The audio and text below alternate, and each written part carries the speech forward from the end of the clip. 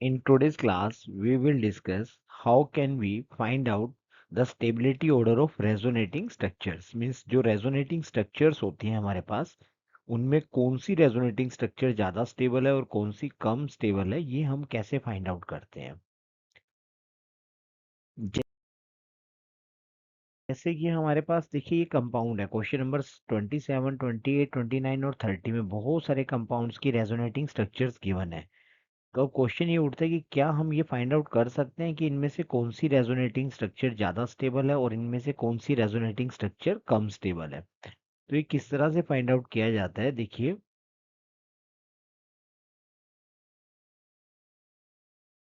It's very simple. सबसे पहले हमें वो स्ट्रक्चर देखनी होती है जिसमें जितने भी एटम्स हैं उनका ऑक्टेट जो है वो कंप्लीट है। तो अगर जितने भी एटम है उनका सबका ऑक्टेट कंप्लीट है, ऑक्टेट कंप्लीट मतलब वैलेंस शेल में 8 इलेक्ट्रॉन है, तो वो स्ट्रक्चर ज़्यादा स्टेबल होती है। जैसे यहाँ पे दो स्ट्रक्चर है, स्ट्रक्चर 11 और एक स्ट्रक्चर है आपके पास 12, दो रेजोनेटिंग स्ट्रक्चर्स है। अगर आप 11 नंबर स्ट्रक्चर में देखें तो यहाँ जो कार्बन है उस कार्बन के ऊपर पॉजिटिव चार्ज है। पॉजिटिव चार्ज होने का मतलब अगर आप ध्यान से देखें तो कार्बन ने दो हाइड्रोजन के साथ बॉन्ड बनाया हुआ है और एक सिग्मा बॉन्ड ये ऑक्सीजन के साथ है। तो कार्बन के पास ओनली 6 इलेक्ट्रॉन है। लेकिन अगर आप यहाँ पे देखें यानी कार्बन का ऑक्टेट जो है वो कंप्लीट नहीं है 11 नंबर स्ट्रक्चर में। आप स्ट्रक्चर नंबर 12 में देखें तो यहाँ पे कार्बन जो है उसके पास 8 इलेक्ट्रॉन है, एज वेल एज जो ऑक्सीजन एटम है उसके पास भी 8 इलेक्ट्रॉन है। देखिए 2 और 2 यहाँ पे होंगे, 4, 5, 6, 7 एंड 8। ऑक्सीजन के पास 8 इलेक्ट्रॉन है, यानी ऑक्सीजन का भी ऑक्टेट कंप्लीट है और कार्बन का भी ऑक्टेट कंप्लीट है। दैट्स वाई 12 नंबर स्ट्रक्चर जो होगी वो क्या होगी, ज्यादा स्टेबल होगी। नेक्स्ट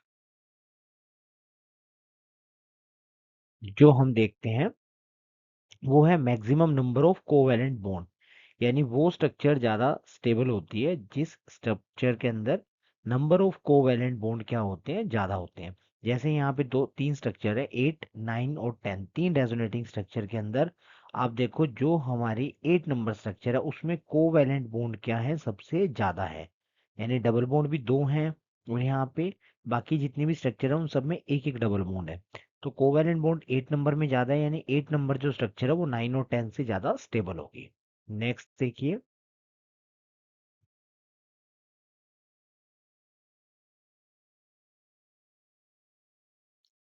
पॉजिटिव चार्ज अगर इलेक्ट्रोनेगेटिव एटम पर आ जाए और नेगेटिव चार्ज अगर इलेक्ट्रोपॉजिटिव एटम पर आ जाए तो ऐसी स्ट्रक्चर बहुत ही ज्यादा अनस्टेबल होती है। जबकि अगर नेगेटिव चार्ज जो होता है वो इलेक्ट्रोनेगेटिव एटम पर आता है और पॉजिटिव चार्ज अगर इलेक्ट्रोपॉजिटिव एटम पर आता है तो वो जो स्ट्रक्चर होते हैं काफी स्टेबल स्ट्रक्चर मानी जाती है। ये जो है in same group of elements के लिए है ना, हम क्या चेक करेंगे, एटॉमिक साइज को चेक करते हैं। अगर एक ही ग्रुप में आने वाली एलिमेंट है तो वहां फिर हम एटॉमिक साइज के अकॉर्डिंग चेक करते हैं। जैसे देखिए यहाँ पे देखिए जो स्ट्रक्चर हमारी बी है, इस बी स्ट्रक्चर के अंदर अगर आप ध्यान से देखें तो इस बी स्ट्रक्चर के अंदर क्या हो रहा है, यहाँ पे नेगेटिव चार्ज जो है वो ऑक्सीजन एटम पे है, जबकि ए स्ट्रक्चर में नेगेटिव चार्ज जो है वो कार्बन एटम पे है।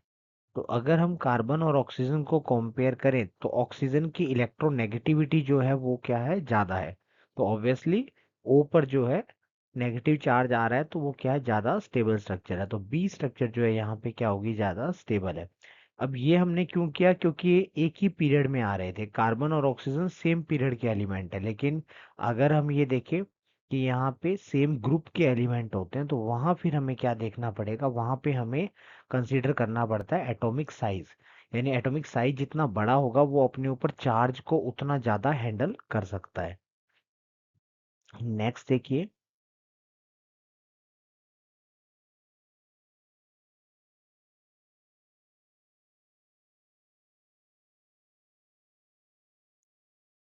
अगर हम बात करें यहाँ पे दो रेजोनेटिंग स्ट्रक्चर है ए और बी।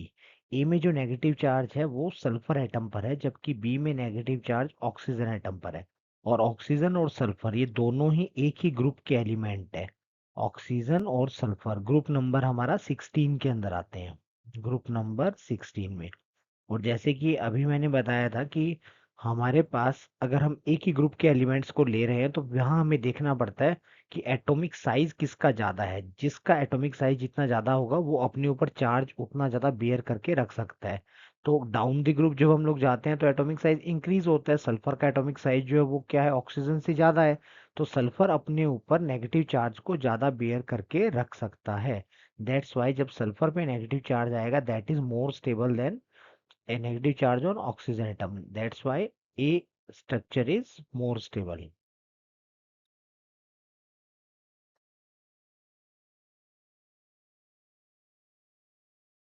अब हमारे पास आता है चार्ज सेपरेशन। चार्ज सेपरेशन का मीनिंग क्या होता है कि अगर हम सिमिलर चार्जेस को देखते हैं तो सिमिलर चार्जेस के अंदर अगर डिस्टेंस इंक्रीज होती है यानी वो ज्यादा दूर होते हैं तो स्टेबिलिटी क्या होगी, बढ़ जाएगी। क्योंकि सिमिलर चार्जेस जो होते हैं वो एक दूसरे को रिपेल करते हैं, तो हमें क्या करना होता है, रिपल्शन को मिनिमाइज करना होता है। जितना रिपल्शन मिनिमाइज होगा ऑब्वियसली वो स्ट्रक्चर उतनी ज्यादा क्या होगी, स्टेबल हो जाएगी। तो सिमिलर चार्ज जितना डिस्टेंस पर होते हैं उनकी स्टेबिलिटी उतनी बढ़ती है।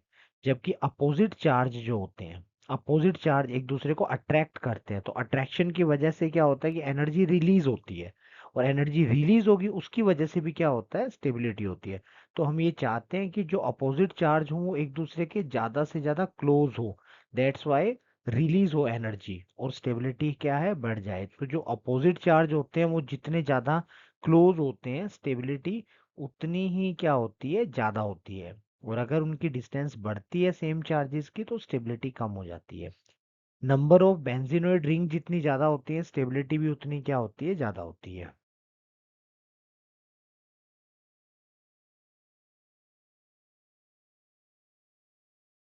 नेक्स्ट है, देखिए एक हमारे पास मान लो पोलर स्ट्रक्चर है और एक हमारे पास नॉन पोलर स्ट्रक्चर है। तो जो हमारी नॉन पोलर स्ट्रक्चर्स होती हैं वो क्या होती हैं, ज्यादा स्टेबल हुआ करते हैं। जैसे यहाँ पे ए और बी, इसके अंदर ए स्ट्रक्चर जो है वो ज्यादा स्टेबल है क्योंकि ये आपकी नॉन पोलर स्ट्रक्चर है, जबकि बी स्ट्रक्चर में चार्ज आ रहा है, दैट्स वाई बी क्या है, कम स्टेबल है।